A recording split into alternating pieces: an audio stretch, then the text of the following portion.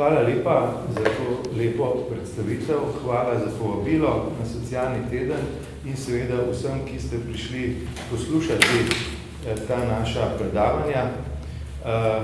Sam bi lahko dejal, da je bilo bistvo velikega dela tega, kar sem hotel danes povedati, že zajeto v današnji poslanici. Mogoče bi sam povedal to na majčkam bolj kompleksen način, lahko rečete tudi zapleten, ampak samo bistvo tega, da gre za to, da smo to, kar smo, da smo pristni, da smo teološko rečeno, da postajamo vedno bolj božja podoba, to je ena ključnih točk mojega današnjega prispevka. Preden grem naprej, bi rekel še to, da, ko govorimo o identiteti, da je založba Družina lani izdala knjižico, ki ste jo napisala avtorja, med katerima je 65 let razlike.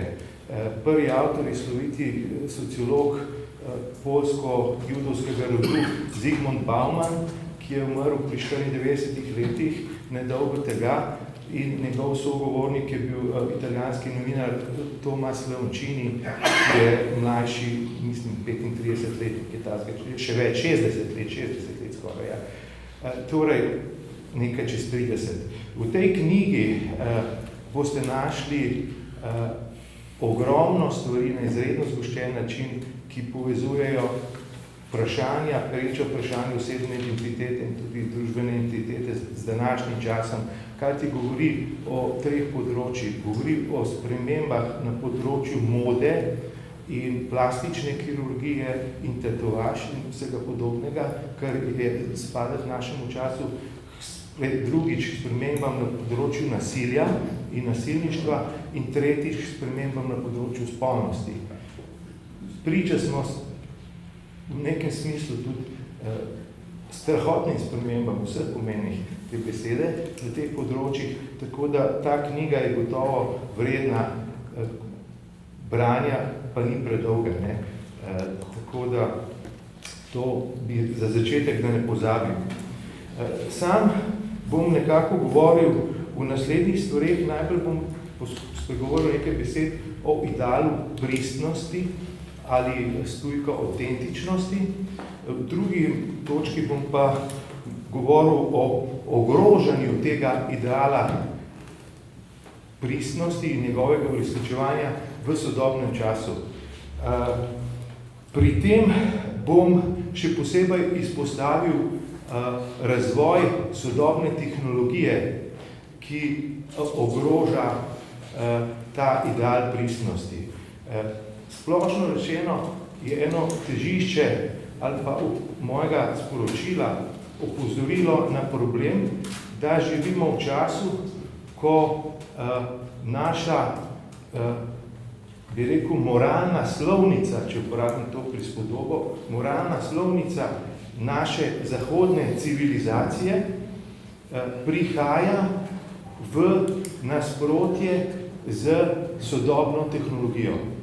Se pravi, imamo neko nasprotje, protislovje med razvojem sodobne tehnologije in pa neko moralno družbeno ureditvijo, na katero smo v času evropske moderne in postmoderne navajeni. In to je to razvojno protislovje in morali bomo najti neko spravo med razvojem tehnologije in našo ureditvijo.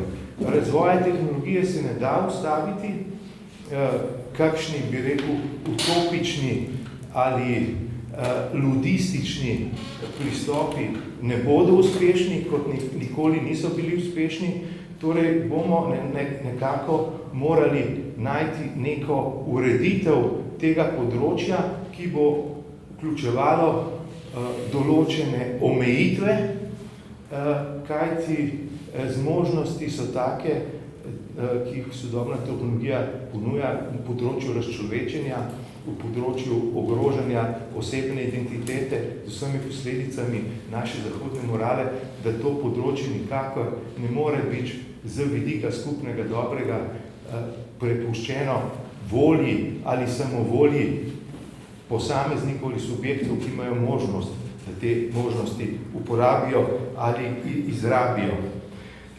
Poskušal bom biti čim več slikovit, tako da ne se bati, poskušal bom, da gre moje predavanje od abstraktnega vedno bolj konkretnemu, tako da bo bolj jasno, o čem govorim, plastično, vendar to je glavno sporočilo. To protislovje med, če tako rečem, moralno slovnico zahodne civilizacije na eni strani in razvojne tehnologije.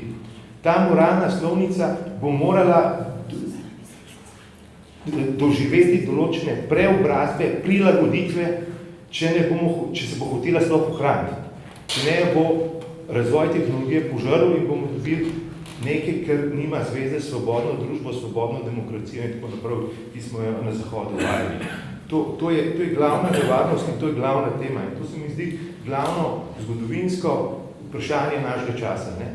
Kot prav Bauman v tej knjigi, če se recimo velike vzglede zemljo, on pravi recimo veliki sociologije, on je bil sociolog Georg Simmel, ne, in tako naprej. Ampak prav, ne gre za to, da kopiramo Georga Simmela, ker Georg Simmel ni bil velik zato, ker je imel neke trajne rešitve, ki bi mi lahko uporabljali kot neke naravoslovne zakone, ne, ki so odkriti, več ali manj veljajo, ne, saj omejeno, ne. Ampak zato, ker je znal se ukvarjati s perečimi vprašanji svoje dobe, s tistimi ključnimi vprašanji. In če tukaj, če tako rečem pri spodobi, smo nasledniki Georga Simmela, ne gre za njega, ne, seveda, potem je to vprašanje. Ne. In tudi ta knjiga se seveda s tem močno bavi, ne, ker se ne more sodobno kulturo baviti brez konteksta sodobne tehnologije. To je jasno, ne. Tukaj imamo vse to gorče na mizi. Ne?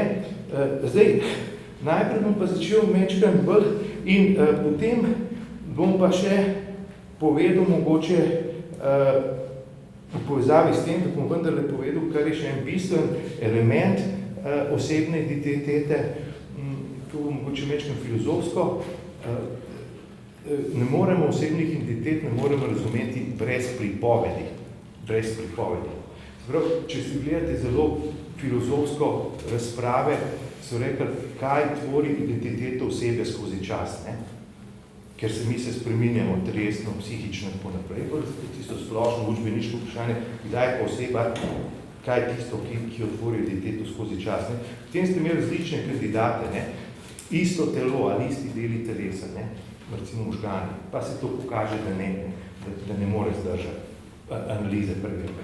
Potem so rekli psihološki elementi, ne, več ali manj spomin, ne, ker se spomin tvori tisto vezivo, zakaj sem jaz isti pred enim mestom pa sedaj, ne. Ampak potem se vprašaš, kaj pa ljudje, ki so hendikepirani v tej plati, ne, a potem niso ista oseba, ne. In izkaže se, da je edina stvar, ki da lahko osebni identiteti enotnost, je pripoved, ki povezuje. Razumete? Če vzamem gospod, kako mu je ime? Mateja. Kje pa ste živeli, ste bili stari 5 let? Kranj Pokrca. No. Gorenjska. Če vzamemo gospod Matejo in imamo pripoved, ki povezuje 5-letno punčko, ki se dela na dvorišču pred hišo v Pokrici, in tole gospod, ki je zdaj vodi tole naše srečanje, potem imamo osebno identiteto gospe Mateje. Če take pripovede nimamo, če ona nima, ali mi nimamo, potem imamo problem z vašo osebno identiteto, ker nas lahko zelo hude psihološke posledice. Ljudje, ki tega nimajo, ki niso sposobni ali nimajo pripovedi, ki povezali, so v groznem stanju, ker so brez identitete. To je bistvo. Naracija, slovensko pripoved, je edini model, ki ti daje identiteto osebe. Če vas ne moramo povezati z uno punčko na Kokrci, potem niste ista. Ne? To je baza vsega. No, zdaj pa k temu jedru. Nasprotje med moralno slovnico naše zahodne civilizacije pa razvojem tehnologije. No, jaz sem si izbral, zato ker smo govorili o osebni identiteti, en temeljni gradnik naše zahodne morale, naše zahodne moralne slovnice, to je ideal pristnosti, ideal autentičnosti. No, in tudi, če me vprašate, ker danes imamo osebna identiteta, narodna, evropska pa krščanska, ne?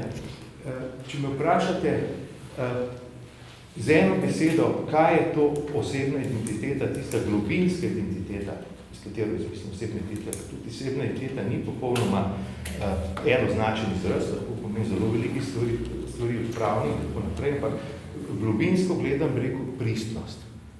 Osebna identiteta je človekova pristnost oziroma človekova bit, lahko rečemo. Se pravi, ta osebna identiteta nam ni dana na nek način prosojno, transparentno, pregledno, ni stvar kakšnega intelektualnega uvida, ampak bolj občutenja, čutenja. Človek, ki biva v skladu s svojo bitjo, s to svojo globinsko podlago, tisti človek biva pristno. In jaz trdim, moje stališče je, ne samo moje, da samo človek, ki biva pristno, je lahko srečen in zadovoljen. Ni materialnih stvari, ki bi lahko to utehtale. To ima svetovna literatura in umetnost je polna teh tarnanj nad ljudmi, ki so obsojeni na to, da bivajo pristno. Recimo, vzemite film Andreja Tartovskega, Nostalgija, velikana ruske, ki je mogel tudi živeti v tujini. Ne? In v svojem filmu Nostalgija obravnava ruskega pesnika, ki potuje v Italiji. Ne? Po drugi strani pa hrepeni, ga daje nostalgija po Rusiji, v Sovjetski zvezi takrat, ker ni svobode. Pa kljub temu, na eni strani življenje na zahodu, bogato, lepo, v neki načetku filmu prav, dosti manj te vaše lepote, ne? Dosti manj te vaše italijanske lepote, prav na vsakem kvadratnem metru nekaj lepega. Vajno. Prav. In na eni strani imaš ne svobodo, ampak živiš v svetu, ki ga razumeš, ki ga čutiš, na drugi strani živiš na zahodu, če si Rus, v svetu, ki ga ne razumeš, ki ga ne čutiš. In potem hraniš po tisti nesvobodni državi. Isti problem v pop kulturi, če poslušate, recimo, to so recimo balkanskih ljudi, ki živijo na zahodu. To je samo jokanje, ne? Mislim, pogledajte internet, ne? Poslušajo svojo glasbo, pop komentarji, ne? Sedim sam, prezebel vrnil sem se lačen, zdelal v Štokholmu, ne? 3-5 se Štokholmu, ne? Razumete? To je, ni biti, ne? Ni pristnega bivanja, nima okoliščin za pristnega bivanja. In ta pristnost je po eni strani jedro vsebinske, globinske identitete, to smo mi, po drugi strani pa ključen problem, ki ga moramo mi reševati na vseh raneh. Poglejte migrante, prvovrstni problem današnje dobe. Migranti, seveda, če prihajajo k nam, se morajo prilagoditi določene smeri. Morajo sprejeti določena pravila naše moralne slovnice. Recimo, kršenje človekovih pravic je več ali manj nulta toleranca. Ne? Ampak po drugi strani se pa mi moramo prizadevati, da najdemo tisto sintezo, kar je strahotno težka, da se ti ljudje po eni strani prilagodijo, po drugi strani pa ohranijo svojo pristnost, ohranijo svojo bit, ohranijo svojo ljubinsko identiteto. Ker če jim tega ne damo, potem oni živijo samo kot živali, na biološki ravni, ne pa kot ljudje. Ker človek biva samo kot človek, če biva pristno. To je krščanska vrednota. Človek ne živi samo od kruha. In v tem je ta politično-migranski in tako naprej problem vseh svetovnih religij. Svetovne religije, mislim, tiste religije, budizem, islam, judovstvo, krščanstvo, ki niso lokalne religije. Ne. Vse te religije imajo vrednoto, da človek ne živi samo od kruha. In to je ta globoka politična dimenzija tega. Tisti, ki se tega ne zaveda, ne bo rešil problema. Ne govorim o tem samo, da mi migranti rabimo tudi za ekonomskih razlogov. To je jasno. Pa govorim tudi o etičnem vidiku, humanitarnem vidiku. Ker če tega ne bomo upoštevali, bo prišlo nasilje. In v tem smislu, ker nasilje, kot opozarja tudi Zygmunt Bauman, je tesno povezano z identiteto. Najmanj z dveh vidikov. Prvič je identiteta zvezana, kar je bilo že v poslanici upozorjeno in v pismi s tem mi, oni, ne? In je velik del nasilja izvira iz tega, da se jaz afirmiram kot mi z nasiljem nad drugimi. Drugič pa nasilje izvira iz eksistencialne stiske. Mi imamo eksistencialno nasilje. Najbolj globinska eksistencialna stiska človeka je pač stiska človeka, ki ne živi pristno. Tako da, to je problem pristnosti. Jaz mislim, da je absolutno pomemben. Ideal pristnosti je, če hočete, sekularizirana varianta ideala Božje podobe. Božje podobe, to je sekularizirana varianta. Zato je tudi sprejemljiv v naši zahodni družbi, ki je vsekakor vedno manj krščanstva, ampak vsekakor je pa tudi pokrščanska, ne, zaenkrat če ne. Zato je ta ideal se lahko prijel. Ta ideal je postal, se pojavil v romantiki, filozofsko ga je afirmiral Søren Kierkegaard, krščanski mislec. Postal je pa množičen v 60. letih 20. stoletja. V 60. letih 20. stoletja pa postal ideal množične kulture. In to je tudi sopadalo z približno s časom, ko je kapitalizem postal demokratičen, ko so rasle delavske pravice v kapitalizmu, ko se je utirala ali utrla pot splošna volilna pravica, tudi za ženske in tako naprej, bolj ali manj, ne, časovno v Švici še do 70 letih, recimo, in tako naprej. Se pravi, ta ideal pristnosti prežema, ni samo sestavni gradnik naše moralne slovnice, ampak prežema vse ostale glavne vrednote evropske moderne in jih mi v luči ideala pristnosti interpretiramo in razumemo. Sprav mi svobodo, enakost in solidarnost, ne, ki je zdaj nadomestilo bratstvo, ne, razumemo v luči ideala pristnosti. Naša kultura je večinsko kultura pristnosti. Kaj pa ogroža ta ideal pristnosti? Z tehnološke stvari bom pa samo navrgel par primerov, ker vidim, da je čas rabel hodine. Prvič, z tehnološke ljudi, poglejte, kloniranje, kopiranje človeka. Bom dal spet en primer iz Tarkovskega, iz njegovega filma Solaris. V filmu je zgodba znanstvenika, ki pride na oddaljeno vesoljsko postajo. Tam se mu po noči prikaže njegova žena, ki že ni videl dolgo časa. Pove mu, da je bila dematerializirana in znova materializirana. Junak da poetično izjavo. Tudi če bi bila 1000 kopija, bi te ljubil. Moja sestra Ljubkala, ki je to gledala, in 1000 žensk. Ne? V današnji dobi, kaj bi rekel, če se bi mi pojavili 7 klonov njegove žene? 7 kopij. Katero bi ljubil? Katero bi izbral? S katero bi se ljubil? Z vsemi 7 bi imel harem. To je en problem. Drug problem. Veliki filozofi so dejali, človek lahko živi pristno samo zato, ker je smrten. Zdaj, pogledajte, imate film z Arnoldom Schwarzeneggerjem, ki svojih morilcev se ne more znebiti, ker takoj, ko jih ubije, jih znova klonirajo. Kako je možno pristno bivanje, če potencialno nismo več smrti? Tretji primer je liberalna eugenika, na to je pozoril Jürgen Habermas, verjetno največji živeči nemški filozof. Liberalna eugenika je stališče in praksa, ki dopušča posege v genom zarodka, sprav tetni segment nerojenega, zato, da bi ga izboljšali, recimo, da bi imel boljše matematične sposobnosti namesto atletskih. Kako bo lahko oseba, ki bo zvedala, da je bila programirana, gojila ideal pristnosti, če pa ni avtor svojega življenja? To so problemi, ki jih lahko samo naštejem, ker čas me je že povozil.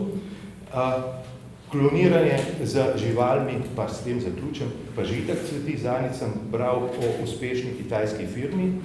Kloniranje psa stane $50,000, kloniranje mačke $25,000, neko mačko so že 9-krat klonirali, posel cveti in za plačilo se ne odločajo samo bogati ljudje, ampak tudi ljudje, ki morajo vzeti kar precej kredita, da to plačajo. Hvala lepa.